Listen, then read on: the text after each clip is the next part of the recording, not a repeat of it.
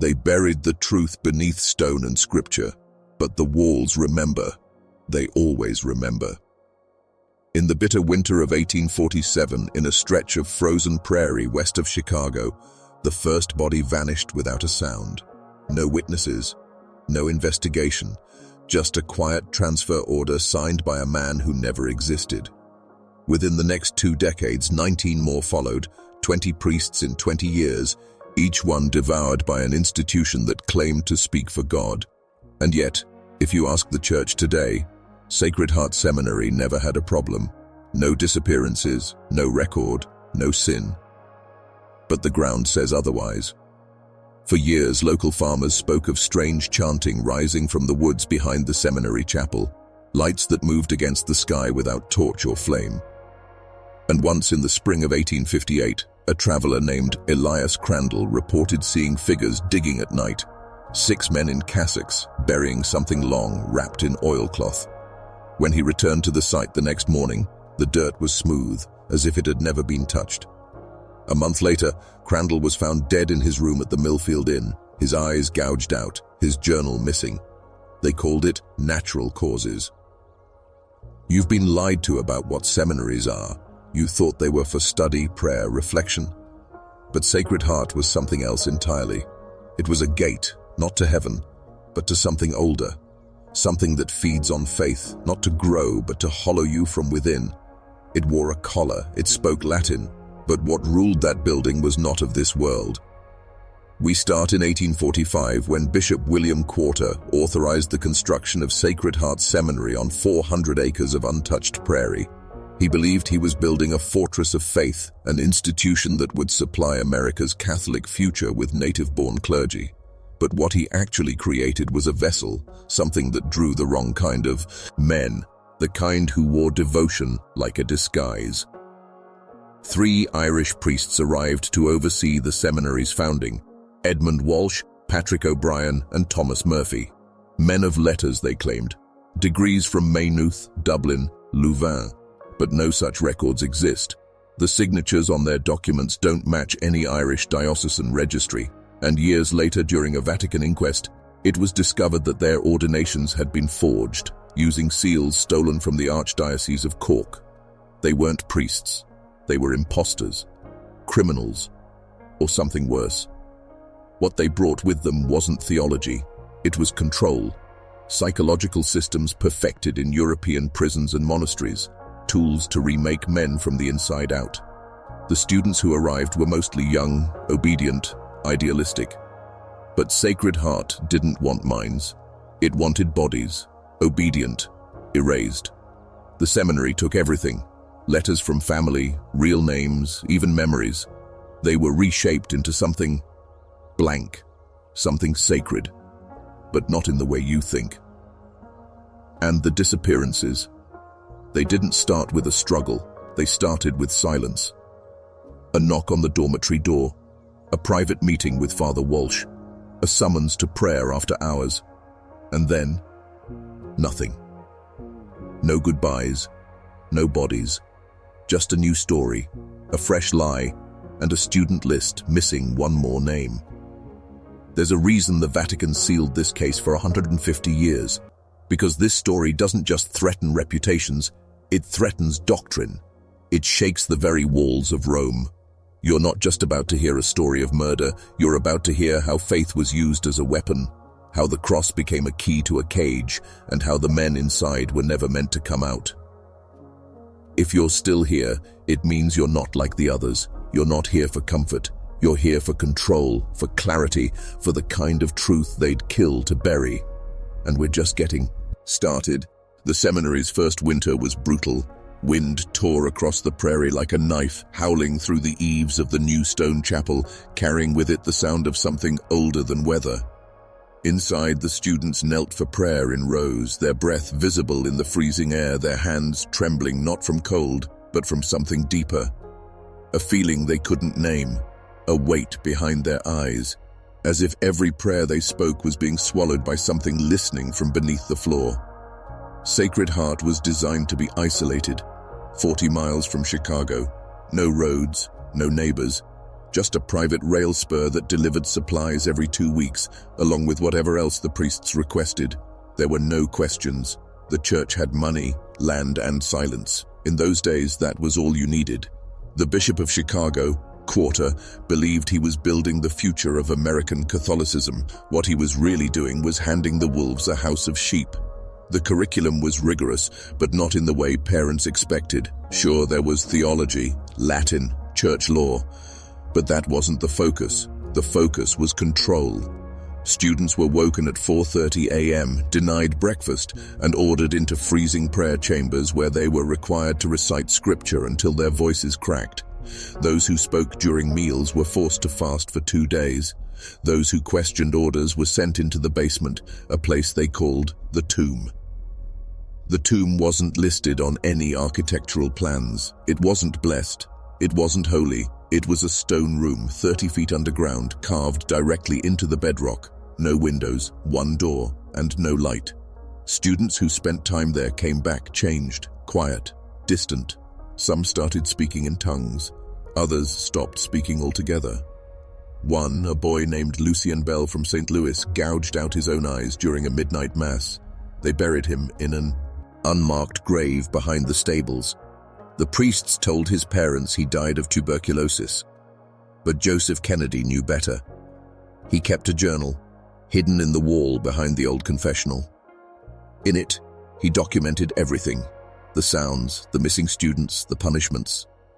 He wrote of waking in the night to see Walsh standing at the end of the dormitory hall, unmoving, just watching, mouth silently forming words Joseph couldn't hear. He wrote of candles that lit themselves, of books that bled ink, of dreams where he wasn't Joseph anymore, but someone watching Joseph from the other side of the mirror. The most terrifying entry came on March 3rd, 1849.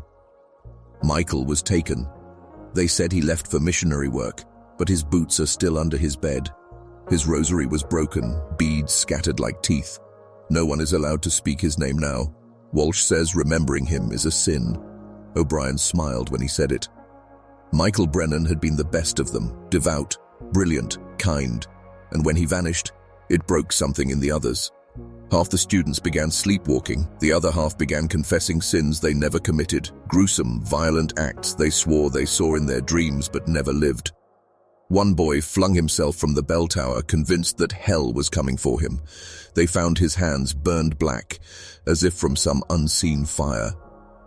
What happened in that building wasn't just corruption. It was transformation. You see, Sacred Heart wasn't about creating priests. It was about breaking men, turning them into vessels, empty, silent, and obedient. But for what? What needs 20 silent vessels? What hungers for that kind of emptiness? That's the question the church won't let you ask, because the answer, if you dare keep listening, is what they've killed for generations to protect. If you're still here, comment this phrase twice below. Obedience is the gate, not just to mark your passage, but to show the algorithm you're not afraid to go deeper. The spring thaw didn't bring relief. It brought the smell, sweet at first, almost floral, then thick, metallic, like blood in old water. It rose from the soil behind the seminary near the tool sheds where no one was supposed to go. The priests said it was animal decay, nothing more. That was a lie. Joseph Kennedy had seen the shovel, still wet, still warm from use, and Father Murphy, his cuffs stained dark, smiling as he walked back to morning mass, as if nothing had happened. By April of 1849, 3 more students had vanished. 2 were German boys, Hans and Otto from Milwaukee. The third was a French-Canadian named Jules, who played the violin during evening prayers. All 3 were recorded as transferred to advanced missionary work, but no missionary ever reported seeing them. No church mission ever acknowledged them. Their names disappeared from parish logs, seminary rosters, and baptismal records as if they'd never existed. But Joseph remembered. He began tracking them in his journal, every last detail. He listed the meals they ate, the prayers they led, the last books they borrowed. He wrote in code, backwards Latin, mirrored Greek, anything to keep it secret. And still, the priests seemed to know. They watched him. Father O'Brien began leaving gifts in his dormitory: fresh bread, a new set of robes, a brass crucifix that hummed faintly when held. It was bait. Joseph never touched any of it. That month, he discovered something even more horrifying. The confessionals, designed to be sanctuaries of truth, were rigged. The walls were hollowed. Each booth had a hidden cavity where someone could listen, unseen. The wood bore scratch marks on the inside, deep grooves, as if someone had once been trapped behind the panels, clawing their way out. He found strands of hair, and something worse. Bone. A child's femur, carved with Latin inscriptions that no ordinary priest would recognize. But Father Walsh did. When Joseph slipped it into his cloak and presented it during evening prayers, daring, finally, to confront the man, Walsh's face didn't register surprise, only amusement. He took the bone, held it like an offering, then leaned close and whispered something that froze the air around them. He was the first vessel. You'll be the last. That night, Joseph was dragged from his bed. The other students didn't move. Some pretended to sleep. Others stared, eyes open, lips moving in silent prayer. It wasn't fear that kept them still.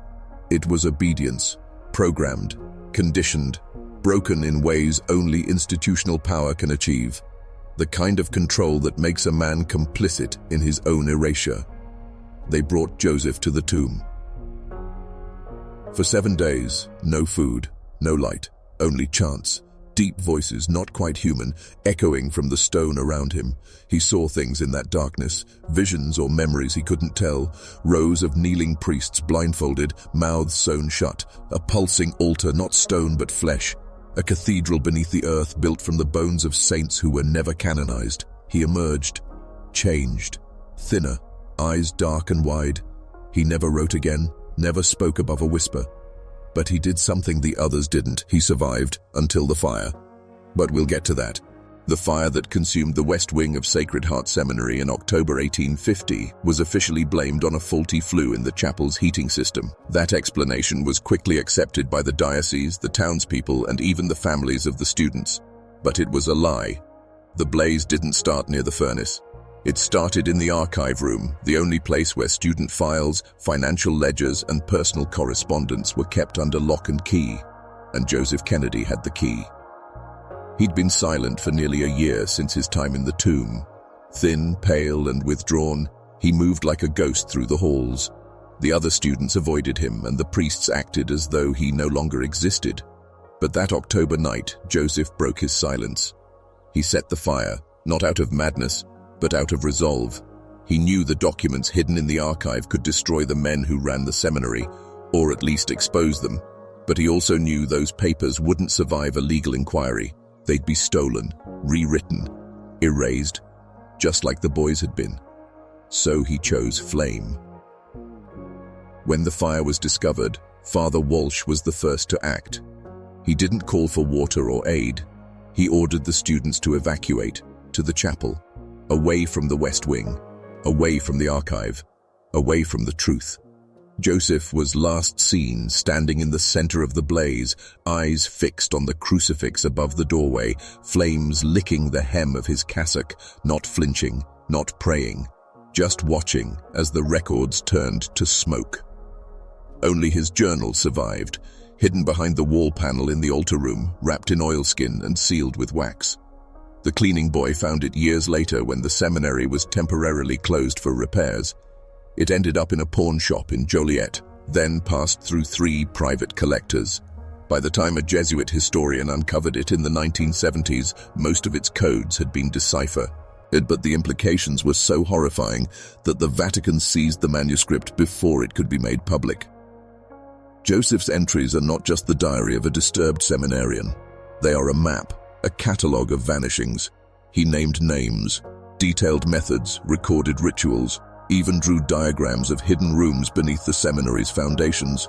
The most damning entry, a list of 20 names, all students, all missing, 1 per year, each accompanied by a strange sigil resembling a Celtic knot wrapped around a cross, something not found in Catholic symbolism but common in pre-Christian Irish burial rites. Joseph's last recorded words, translated from coded Latin, read, "There are 3 priests, but 20 sacrifices. The cathedral beneath the earth is not yet full." The seminary continued to operate unchallenged for another 15 years. More students came, more disappeared, all while Father Walsh and his 2 assistants expanded their influence, securing larger donations, gaining favor with Rome, and even receiving commendations for spiritual excellence in frontier conditions.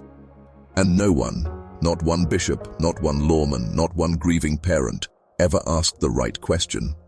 Why does the earth behind the seminary sink more with each passing year? By 1852, Sacred Heart Seminary had grown into a symbol of Catholic strength in the Midwest. Enrollment had doubled. A new dormitory was under construction. Bishop Quarter himself described it as a fortress of faith on the wild frontier.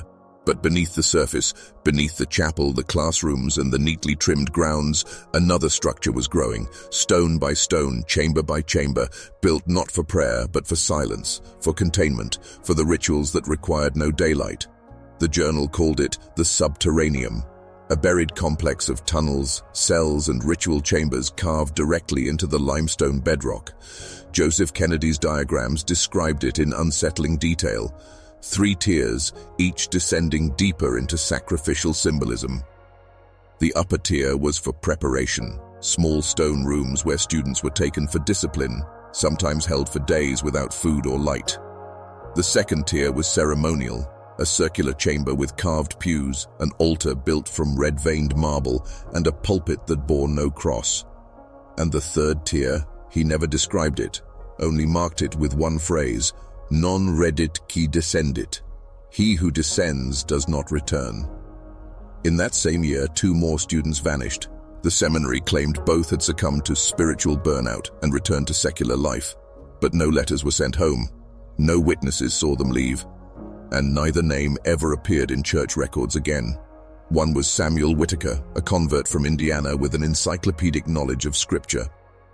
The other was Enrique Vargas, a Mexican-American from San Antonio who'd memorized the entire book of Revelation. They disappeared 1 week apart. Neither left behind a single item, except their shoes. Found outside the west crypt entrance, facing inward. A new priest arrived that summer, Father Declan Shea, young, charismatic, and seemingly full of fire for the law. He was different from Walsh and the others. He asked questions, too many. Within months, students noticed that Shea was being kept out of meetings, given no teaching assignments, forbidden from hearing confessions. He wrote letters, dozens, to the archdiocese, to Rome, even to newspapers in Chicago and Boston. None were ever mailed. Walsh intercepted everyone. One night in August, Shea attempted to flee. He stole a horse carrying nothing but a small leather-bound Bible and a pocket watch engraved with the initials J.K. Joseph Kennedy. He never reached the next town. His body was found in a creek bed 2 miles west of the seminary. His throat slit so deeply he was nearly decapitated. Local authorities ruled it a wolf attack, but wolves don't leave behind Latin prayers carved into the flesh. Students began whispering. Not openly, never openly, but in glances, in code, in the desperate silence of morning prayers. They spoke of shadowy figures walking the halls after curfew, of guttural chanting from beneath the chapel, of dreams shared across dormitories, visions of a black altar surrounded by hooded men speaking in a language no one could name. They began to fear the bells most of all.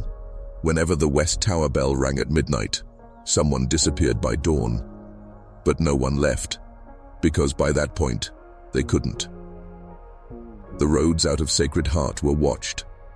The nearby town, Millfield, was silent.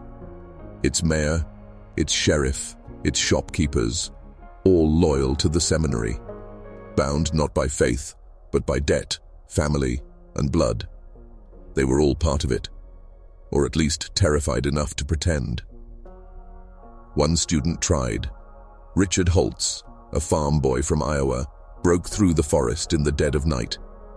He reached a telegraph station 20 miles away, sent one message, "Help, seminary, they're not priests." The telegram never arrived. The operator died of a heart attack the next morning, and Richard's body was found 2 weeks later, nailed to the cross atop the bell tower, upside down, smiling. By 1855, the name Sacred Heart had become legend. Bishops praised it in sermons. Catholic newspapers called it a miracle of the American wilderness. But inside its walls, the students had stopped praying. They chanted, yes, they recited the words, but their eyes stayed open during Mass, watching, tracking, measuring each other's silences, because by then every young man inside Sacred Heart knew no one left unless someone else disappeared. The rhythm had become unmistakable.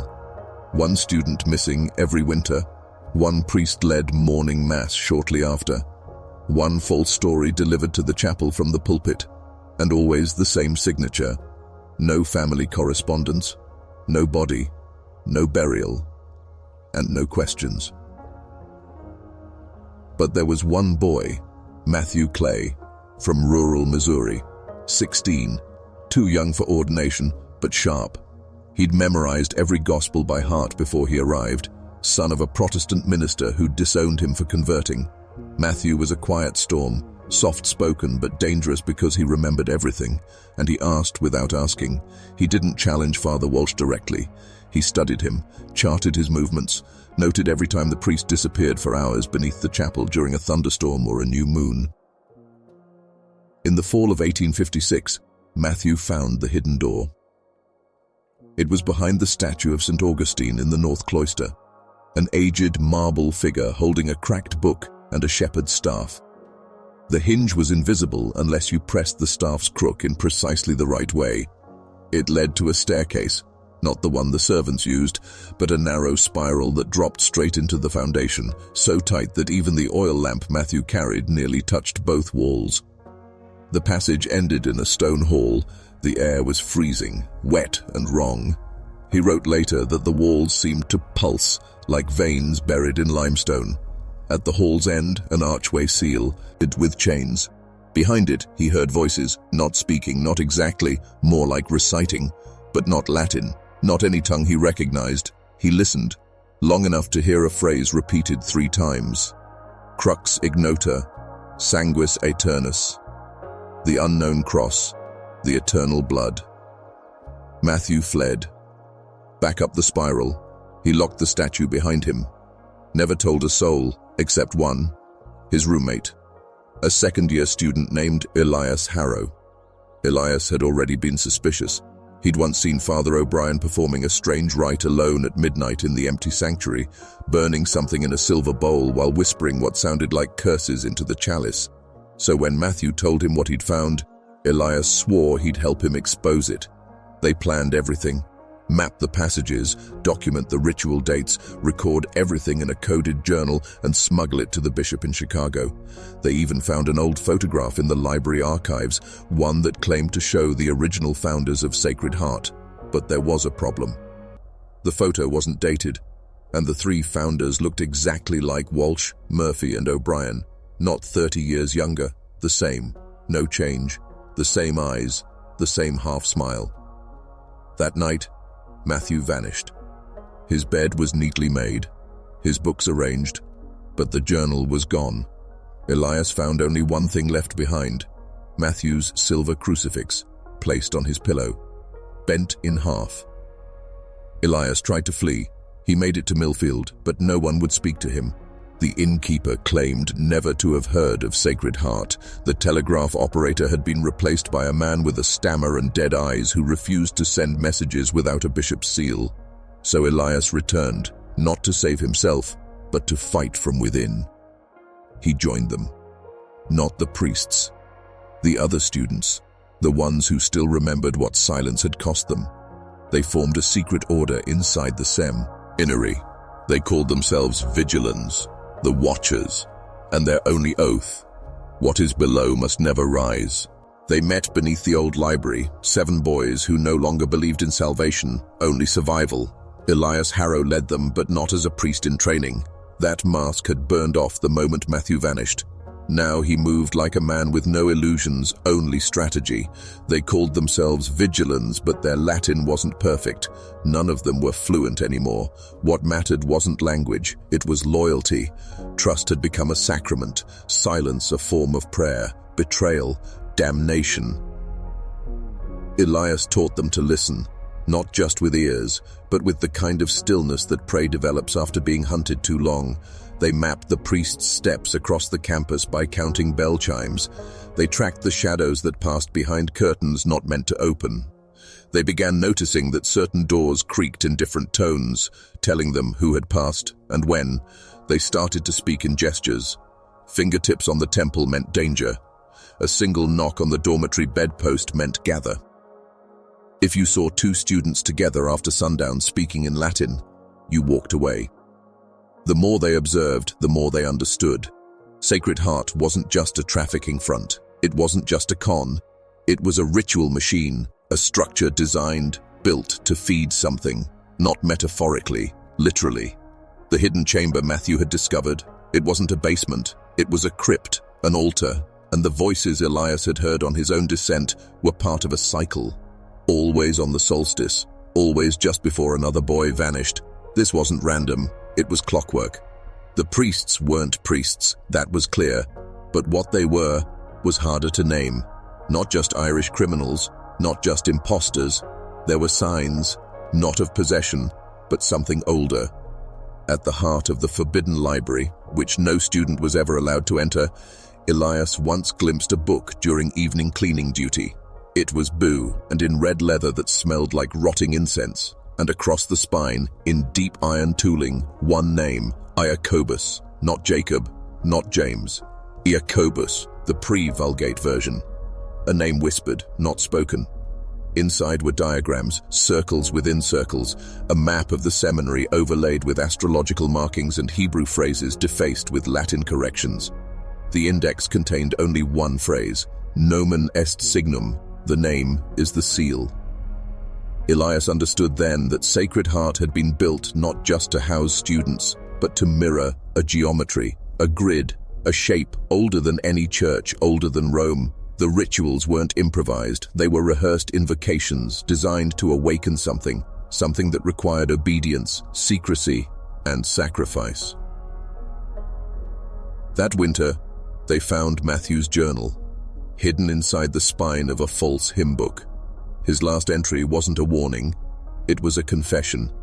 He'd seen Father O'Brien shed his skin, not like a snake, like a shadow slipping off bone.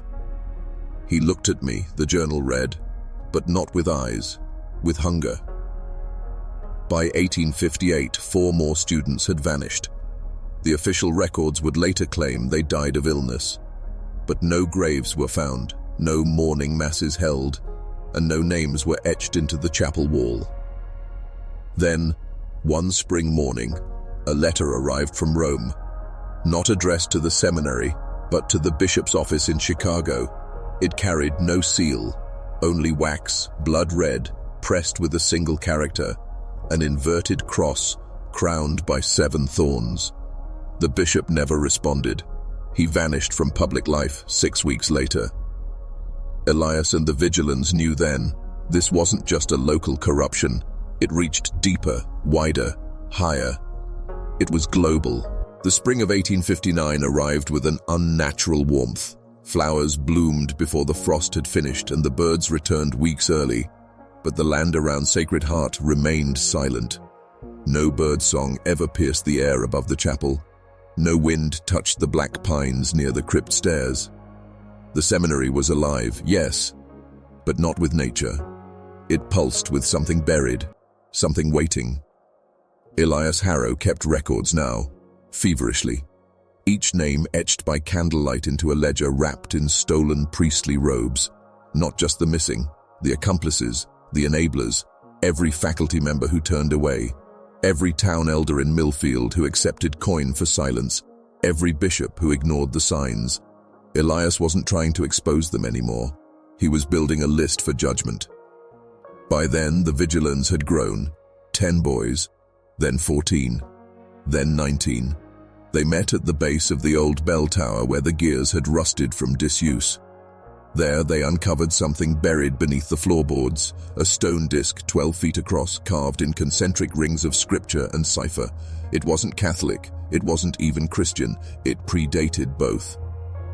Elias knew what it was, a binding wheel, a ritual lock, the kind used by desert mystics in pre-Roman Judea. designed to hold something beneath the earth, not destroy it, contain it. But that lock had been fractured. Walsh, Murphy, O'Brien, they hadn't come to serve God. They came to mine the darkness beneath Sacred Heart, just as Roman officials once built temples over old pagan wells, not to erase the past, to harvest it. Then came the summer feast, June 23rd, the eve of St. John's Day. It was meant to be a celebration. Instead, it became a ritual.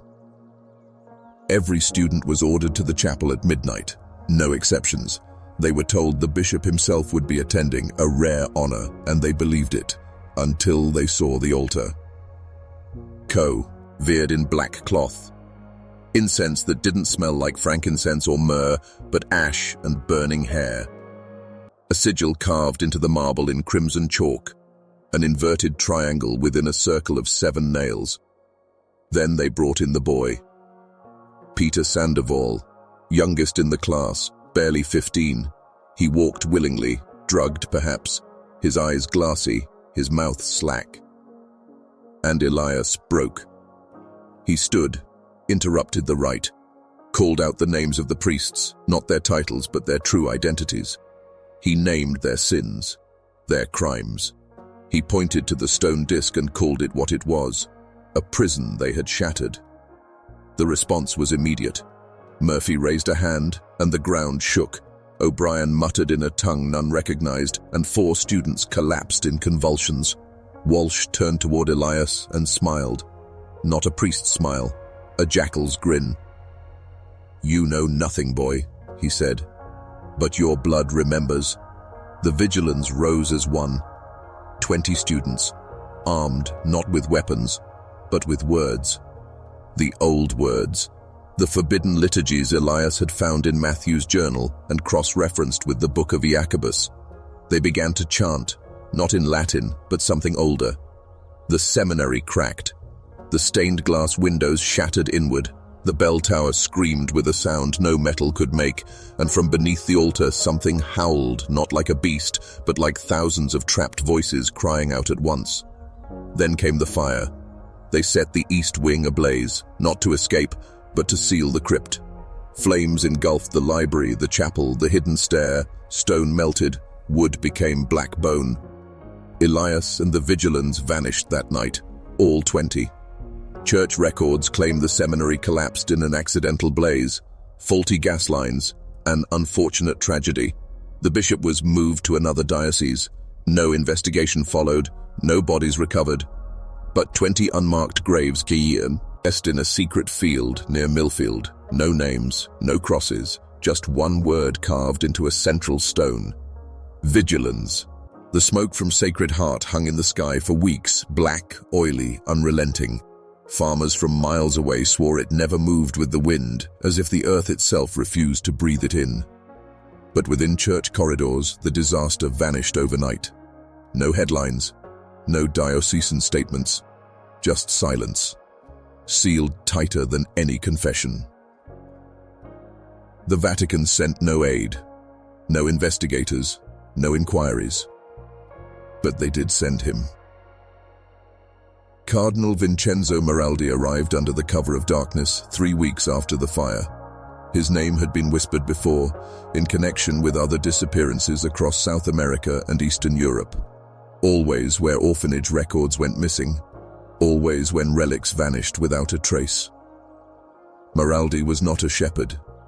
He was a cleaner.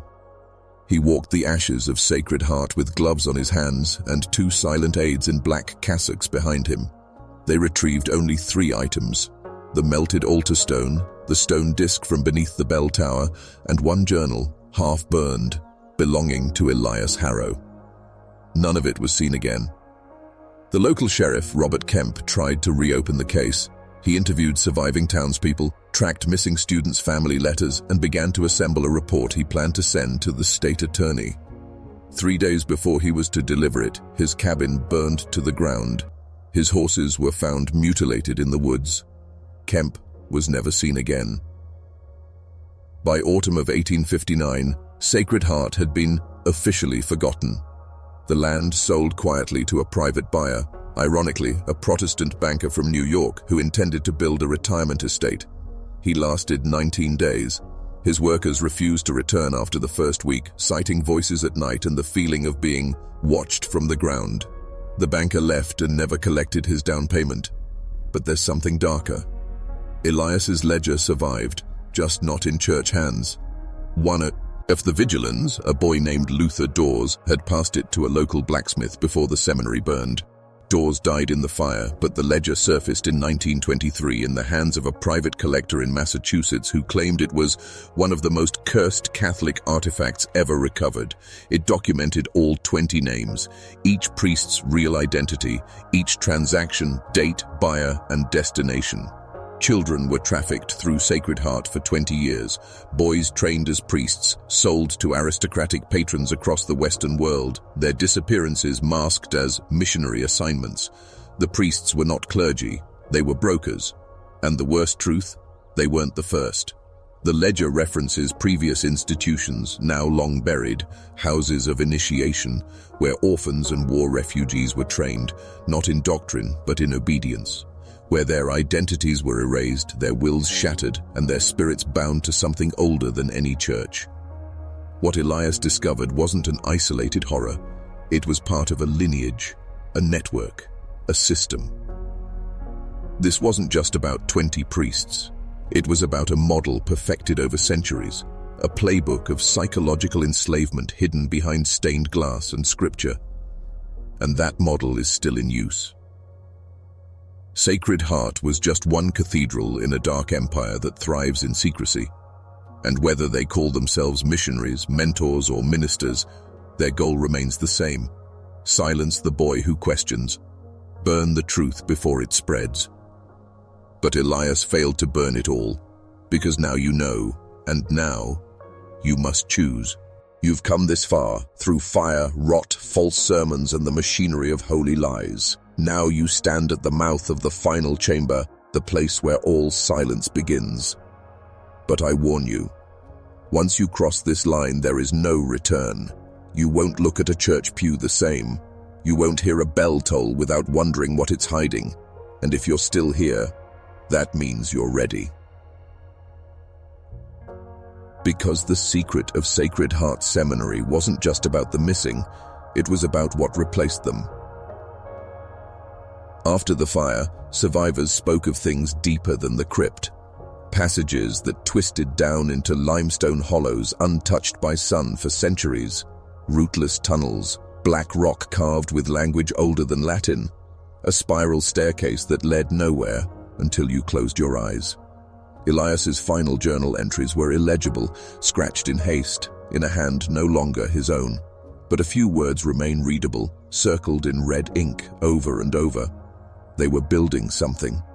It wasn't just a trafficking ring. It wasn't just control. The false priests were preparing a vessel, a structure, a human architecture made of submission, ritual, and fear, something they believed would house a presence, the same one the stone disk had once sealed beneath the prairie, a presence older than Christ, older than Moses, older than even names. In his final act, Elias gave the vigilants a litany, a series of invocations not found in any Bible, but rooted in forbidden gospels banned by the Council of Nicaea. These weren't prayers, they were commands, ancient linguistic keys designed not to worship but to repel, a weapon against possession. That's why the seminary burned, not just to destroy evidence but to cut the cord, to keep something from breaking through. But here's the question that should keep you awake at night. Why do modern seminaries still use the same architectural blueprint as Sacred Heart? Why do underground chapels still exist beneath many of them, accessible only to high clergy? Why are more than 60% of reported missing clergy cases across 80 years marked as transferred? The ledger didn't end in 1859. New names were added in 1903, again in 1921, again in 1976. Different buildings, same design, different robes, same script. And some of those who vanished returned, but not as priests, as planners, as advisors, as fixers, Men without pasts who advise modern bishops, whisper in the ears of Vatican councils, and build new spiritual retreat centers in rural areas where no one asks questions. This isn't just history. It's happening now. And you, yes, you, have a choice. You can let the fire die here and return to the safe illusions they built for you. Or you can step forward, vigilance reborn, into a world that is darker, sharper, and more dangerous than you imagined, but real. If you choose the latter, say it in the comments. I walk in the ashes. Say it twice. Burn their algorithms. Light ours. They want you docile. We want you awake. You've just heard the story of the 20 priests who disappeared over 20 years from Sacred Heart Seminary. But this wasn't just a story. It was a summons.